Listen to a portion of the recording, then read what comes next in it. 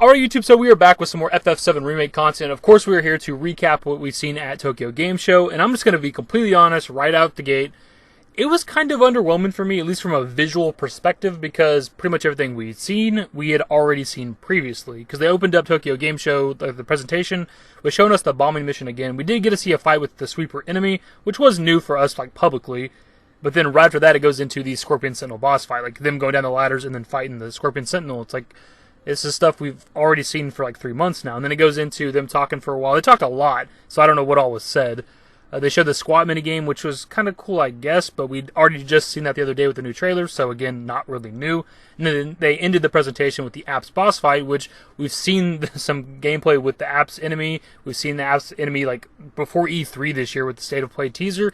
And then they did summon Ifrit, and we got to see a lot of gameplay with the summons, but again, we've already seen Ifrit the other day as well with the trailer, so like, nothing was really new that we've seen. So for all those reasons, for me, it was just kind of an underwhelming event. Like, we were looking forward to Tokyo Game Show. This is like the last big event for sure that FF7 Remake was going to be at. We don't even know if there's going to be a PlayStation experience this year. So we're hoping for something like big and epic. And again, everything we've seen, we'd already previously seen. Maybe not to the degree they showed it to us, but we'd already seen all this stuff. And looking around online, I realize I'm in the minority on this. A lot of people love the event, and that's perfectly fine. I'm not trying to convince you to not like it. And I didn't even dislike it. It's just, for one, it's like a 30, 40-minute event or whatever, completely in Japanese, so we didn't know what they were saying. There's no subtitles, no translations. So I'm sitting there, I can only watch it. I don't know exactly what they're saying or what the text says on screen. So from a visual perspective, I was just like, this is all stuff we've seen already. Now, there is a lot of information out there, and we'll go over that with this video, but the point is, that's kind of my reason, I guess. So I want to start with the Apps boss fight, because this has to do with the summons, and we've been talking about summons for the past couple of days. The fight looks great, man. It looks pretty intense, similar to the Scorpion Sentinel boss fight, which is the only other boss fight we've seen so far. It seems like there's also phases to this boss fight similar to the Scorpion Sentinel boss fight, where his horns are glowing different colors. He can jump up on the wall where you're kind of forced to use like ranged attack or magic. He can summon water out of the gigantic pipes in the background, which is probably an homage to his attack from the original game. And there's also like puddles of water on the ground on the floor, and at one point it seems like it's damaging clouds, so maybe you gotta avoid those as well as you're fighting them. So it definitely seems like they've gone out of their way to make every single boss fight unique and like relevant, because in the original game, like the Guard Scorpion and Apps were just kind of no-name irrelevant bosses. They're just really quick boss fights, not a big deal. As you can see on the right, the purple summon bar pops up. I don't know if it's explained verbally how this happens, because obviously it wasn't there at the beginning of the boss fight, but now it is, and it seems like the bar is filling up no matter who's attacking. I don't know if like anybody can summon him. We see Cloud summon Ifrit later on, but the bar appears to be filling up no matter who's attacking. So eventually Cloud summons Ifrit, who looks completely badass. He has this kind of yellowish green skin color, which is similar to what it was in the original game, so I like that. So once he comes out, there's a pop-up window that's probably describing summons that's up for a pretty damn long time. This would maybe be like the first time you use a summon in the game, so it's giving you that quick tutorial. I don't know what it says. It could be giving us all kinds of great information regarding summons, but it's in Japanese only, so I have no idea. So when it comes to summons, obviously they fight by themselves, but you can go into your own menu and make them use abilities, and from what I've read online, you use your own ATB charges, your own ATB gauges, to make them use these attacks, so you're sacrificing your own items, magics, or abilities to be able to let the summons use theirs. If you pay attention to the gameplay in the background, Ifrit actually catches Apps on fire and he jumps into the water to get rid of the fire, and he comes back out with his horns red hot. But as cool as this is, I'm assuming this is something that's very specific to this boss fight, because how often are we going to be surrounded by water, right? And if we can only use summons during boss fights, like, I don't know. Speaking of that, we've been talking about summons the past couple of days. They're only supposed to be able to be used during certain fights, and we only see Ifrit being used during the Apps fight, which is obviously a boss fight, so that maybe is further confirmation.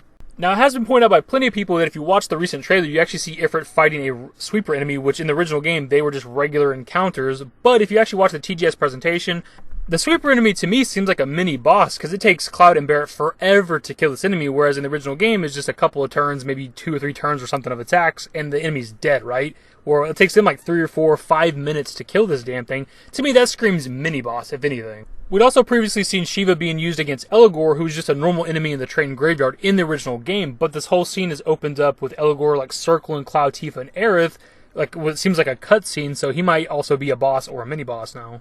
So again, I'm just kind of confused. I don't know if they've explained yet exactly how summons work. They might have said it in the presentation. We're just kind of waiting for somebody to properly translate the event. I don't know, man. But we do eventually see Ifrit use Hellfire once the summon bar goes all the way down. It seems to be something that's automatic. これがなくなると帰ってきます。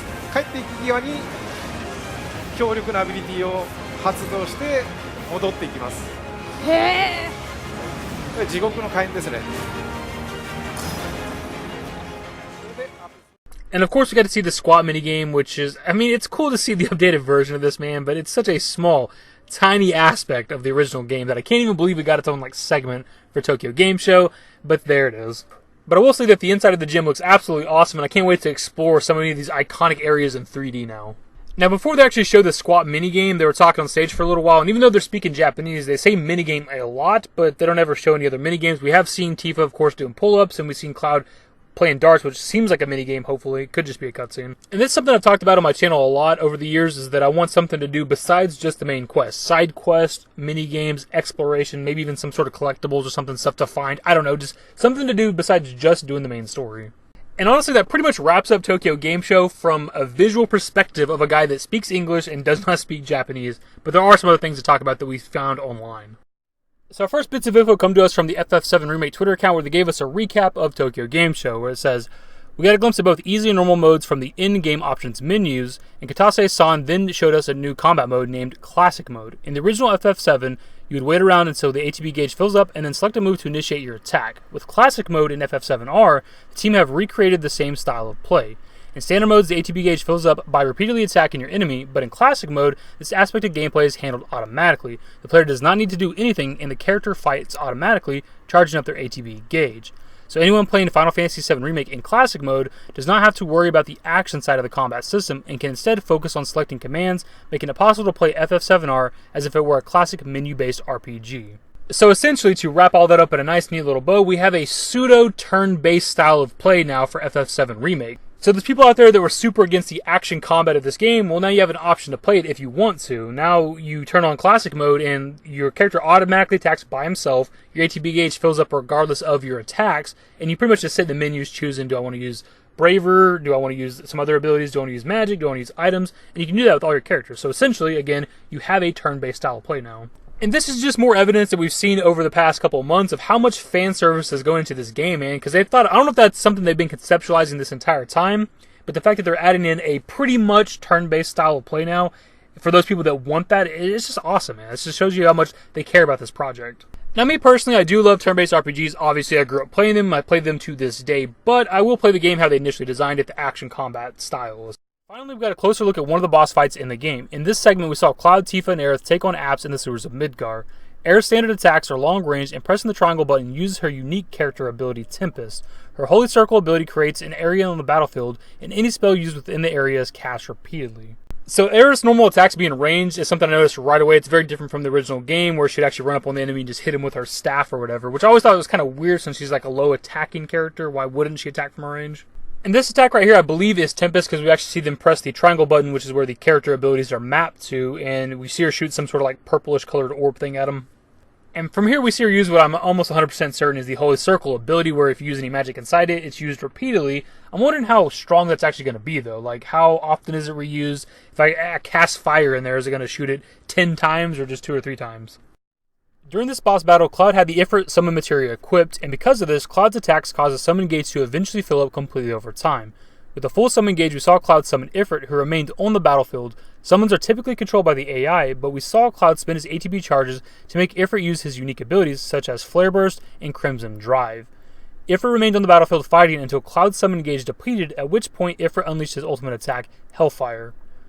Each character can equip up to 1 summon materia each, and while playing FF7R, it'll be up to the party to decide which summons to equip, depending on the battlefield and enemy. So a couple things to go over here. If you equip a summon materia, that's what makes the summon gauge appear on the right of the screen. It fills up as you do attacks. Once it's full, that's when you can summon whatever summon you have equipped.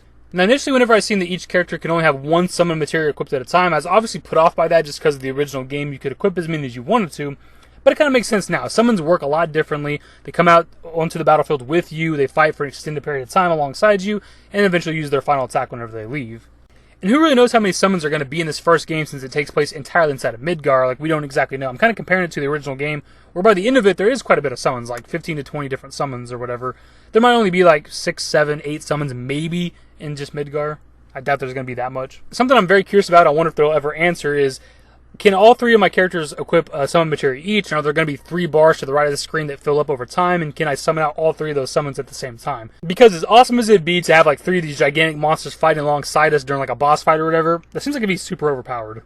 And last up for our video, we got our first look, what I believe is our first look of the menu. It's the first time I'm ever seen it. It looks a lot to me like Kingdom Hearts 3. People said it's kind of reminiscent of Final Fantasy 15 and 13 as well. One thing everybody's noticed is there's not an equip menu and there's not like a materia menu. Maybe materia's under magic or something like that. But also at the beginning of the game, if you look through the background of the pause menu, you can see that they're in the Maka reactor. At that stage of the game, you can't mess with your materia anyway, even though you do have materia at the beginning of the game.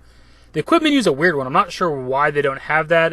It's kind of weird. I'm not really sure why they wouldn't have the equip option at this stage of the game. You just have, what, like the bangle or something like that and the Buster Sword. Like, there's nothing to really spoil or hide. We have seen Cloud use the hard edge in some of the gameplay, so you can definitely get other weapons, but for some reason it's not here.